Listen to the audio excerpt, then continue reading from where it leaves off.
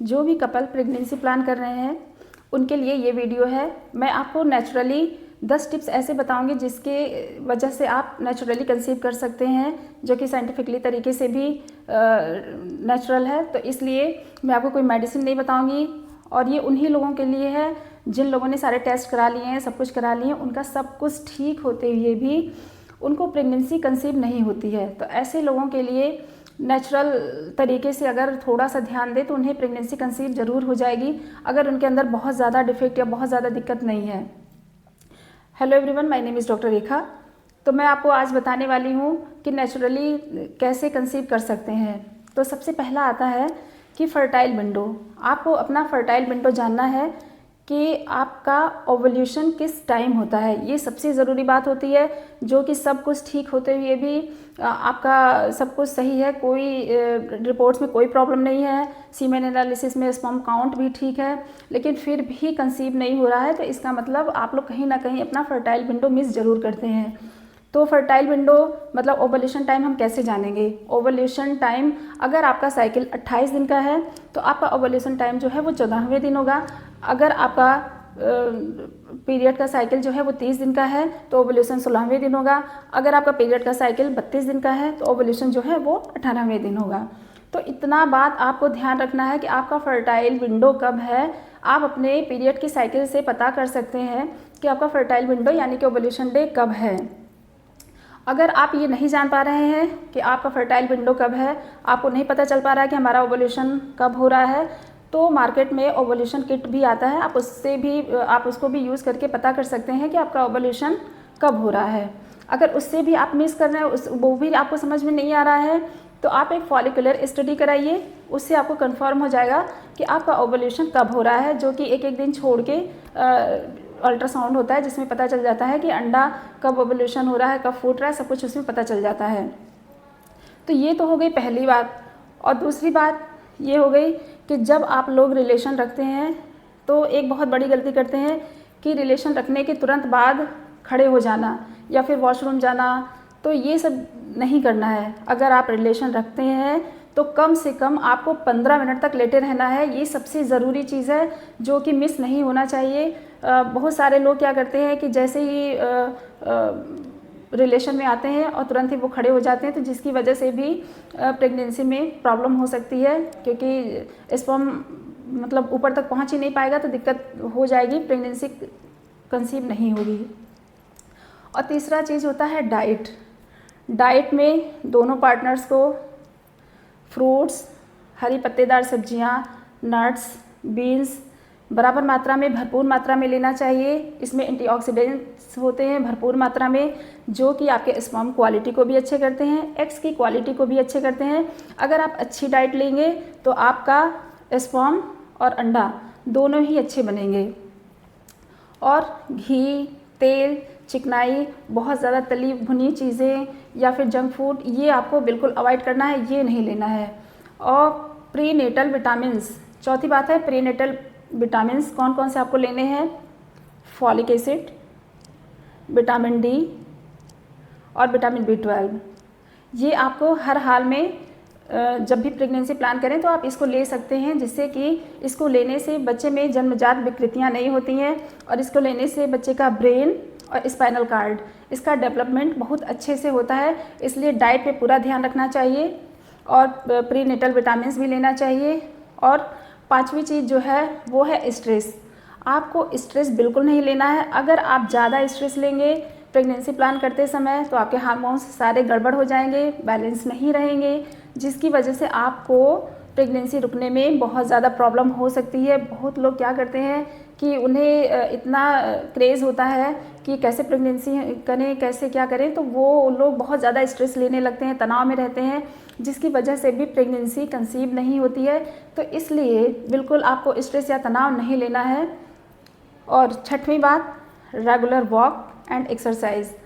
आप ज़रूर थोड़ा सा रेगुलर वॉक करें, एक्सरसाइज में कार्डियो एक्सरसाइज कर सकते हैं, थोड़ा सा योगा कर सकते हैं, जो कि बहुत ज़्यादा ज़रूरी है। लेकिन केवल ओवल्यूशन टाइम तक आप कार्डियो कर सकते हैं, उसके बाद बहुत ज़्यादा हैवी एक्सरसाइज नहीं कर सकते हैं। वर्कआउट हैवी बहुत ज़्यादा नहीं करना चाहिए, क्योंकि अगर जब बच्चा इम्प्लांट हो जाता है, अगर आप बहुत ज़्यादा एक्सरसाइज करेंगे तो वो मिसकैरेज होने का चांस बहुत ज़्यादा हो जाता है। तो कोशिश करें कि हाफ टाइम तक आप एक्सरसाइज करें और ओवल्यूशन के बाद आप स्लो एक्सरसाइज, हल्का फुल्का एक्सरसाइज करिए। तो इससे जो है वो बहुत मतलब उससे भी कंसीव होने में बहुत अच्छा होता है। उसके बाद आता है कि वेट, उसके बाद वेट की बात आती है। अगर वेट बहुत ज़्यादा है तो भी प्रेगनेंसी कंसीव नहीं हो सकती है।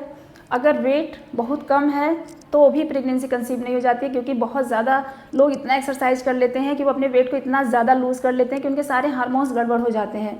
तो इसलिए ध्यान रखना है कि वेट को, आइडियल वेट आपको मेंटेन करके रखना है। लगभग आपका BMI जो है वो लगभग 25 के आसपास होना चाहिए, तो जिससे आपको कंसीव होने में कोई दिक्कत नहीं होगी। ये आपका आइडियल वेट होता है, लगभग 25 BMI हो जाए तो ये आपका आइडियल वेट है। तो इसलिए ज़रूरी है कि आप अपने वेट पे ध्यान रखें। अब बात हो गई आइडियल वेट की।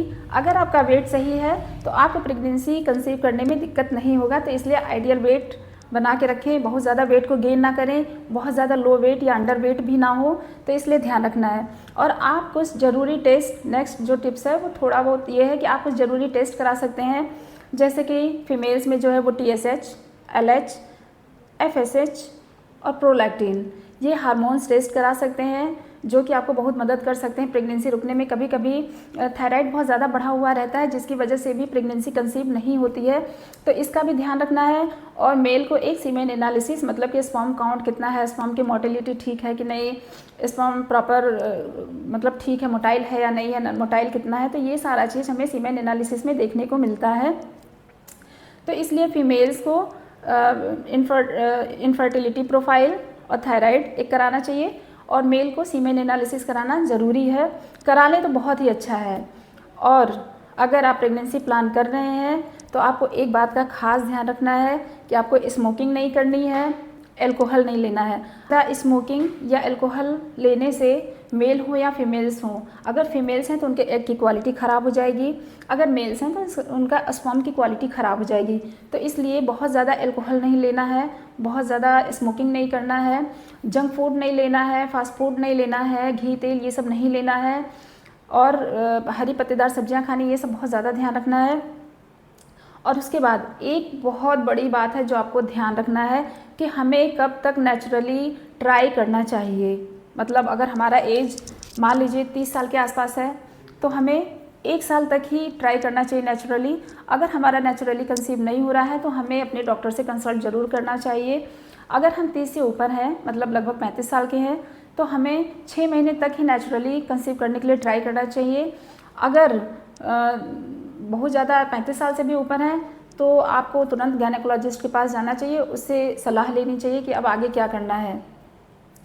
तो जल्दी प्रेग्नेंट होने के लिए ये सारे टिप्स ज़रूरी हैं, जो कि आपको जानना चाहिए कि फर्टाइल विंडो क्या है, ओवुलेशन डे मतलब कब है आपका, डाइट कैसे लेना है, स्ट्रेस नहीं लेना है, प्रीनेटल विटामिन्स कौन कौन से लेने हैं, प्रेगनेंसी में कौन कौन से टेस्ट कराने हैं, मेल फीमेल दोनों को, स्मोकिंग अल्कोहल ये सब नहीं लेना है, और कितने एज तक आपको कितना ट्राई करना है, ये सब सारी बातें आपको प्रेगनेंसी से रिलेटेड मतलब आपको जाननी चाहिए अगर आप प्लान कर रहे हैं प्रेगनेंसी कंसीव करने के लिए। तो जो लोग ये सारी चीज़ें मिस करते हैं उन्हें प्रेगनेंसी प्लान करने में बहुत ज़्यादा समस्या हो सकती है।